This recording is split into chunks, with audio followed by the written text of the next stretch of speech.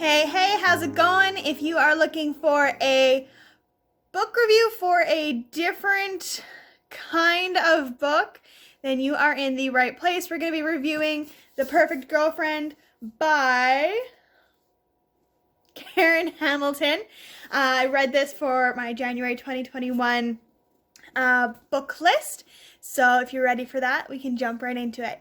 It's taken me a couple weeks to make this review video just because I needed to really absorb everything about this book. It was, oh my god. I was blown away. I was like, yeah, it was interesting. Basically, this book follows Elizabeth something. She's a mid-20s woman. She has found the love of her life, and the book opens with her coming home from training in her new job and, you know, just reflecting on their relationship. Shock twist, this is not a spoiler, shock twist, she doesn't live there where she goes home. And here's another thing, he's not her boyfriend. He broke up with her 6 months ago. Elizabeth has this obsession with her ex, Nate, who they dated, I think it was for 6 or 7 months. I could be wrong on that point. Basically, it follows her obsession for this guy and her trying to get him back. And she's got this 1-year plan. You know, he broke up with her because he needed space, and so she's giving him space. But then she goes and works for the same company that he works for, and she's doing this training, and she integrates herself back into his life. Yeah, right? So it's all about, honestly, I think she's kind of narcissistic. There's this one point where she said, when she was talking to some of her friends in her past, she found that telling them having friends is useful didn't win her any brownie points, and then people stopped talking to her. So I think she's a little narcissistic, or no, what's that word? I don't know, is it psychopathic, sociopathic? She doesn't feel emotions. Like, even her love for Nate,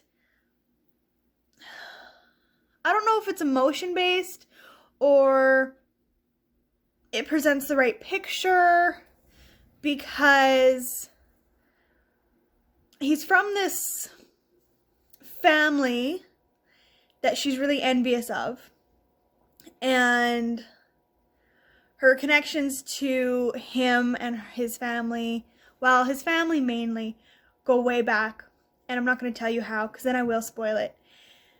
And it's just, she's trying to live up to this perfect ideal. She has this one person in mind, and she wants to live their life.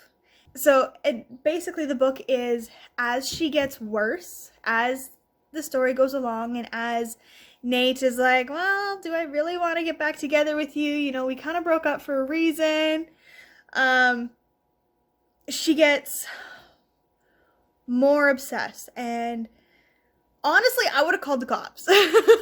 I would have. If I was Nate, if I was in his shoes, I would have called the cops at, like, I don't know, first few chapters after she like, when he finds some certain things out. Again, not going to tell you. But, you know, she tracks him and listens into the conversations. And, oh my god. So, I can't believe he didn't call the cops. Why doesn't he call the freaking cops right away? Why? Has anybody else read The Perfect Girlfriend? If you have, comment down below. If you haven't, and peeking into the mind of an obsessed person interests you, you want to kind of see what they go through, I'm going to put the link to get the book, just from Amazon, down in the comments. I personally won't be reading again, just because of the fact that these kinds of books are really heavy for me, and it is a very well written book, and I think that's why I don't want to read it again is because it's so well written. I don't want to go back into the mind of this person. I don't. And I didn't like the way it ended. I'm very much a sucker for a specific ending, and I didn't get it. And that's, I think, another reason why the book is also good. It doesn't live up to your regular expectations. It throws you for a loop. So it's a fantastic book. I'd probably give it a 4 or 5 if I was looking at stars, but I'm not reading it again. It's just like, I love the book Still Alice by Lisa Genova, and there's another book that I can't remember. Still, this guy's got ALS, and it's his progression with ALS, written in the same style as Still Alice, and Left Neglect. And I won't read those books again. I won't. Because they dig at your heart, and they completely throw you off. They're fantastic books, and I tell everybody I know, go read it. You know, your mind will be open to a whole new perspective of what these people are going through. Same with The Perfect Girlfriend. I'm not going to read it again, but you need to read this. You need to... I did not understand how somebody could be so obsessive over another person. She's got, what's that word? Blinders on. She's got blinders on. So that way, like, and that's what drives her this entire book. It's so disturbing. And for the most part, a lot of it can seem harmless, but it's not. And then there's something at the end that really is not harmless at all. At all. And I did not see it coming, but looking back at it, it makes sense. Now that I've had time to digest the book, it makes sense that that's where her journey would lead her.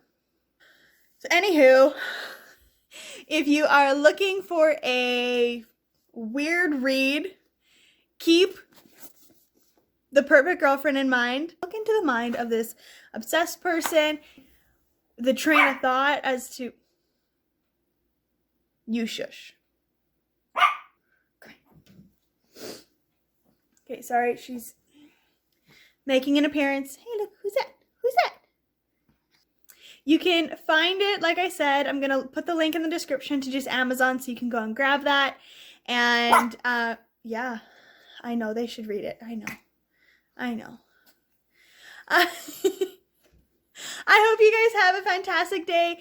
Hit that like button. Yeah, hit that subscribe button if you want to see more book reviews, upcoming books for the year, and just anything bookish. I'm going... Oh, okay. I'm going to be doing some unboxings. Alright, have a fantastic day, guys. I hope you have a great rest of your January. Okay, good. Yeah, good. Stay. I hope you have a great rest of your January, and I'll catch you on the next one. Bye. Hey, look, who's that?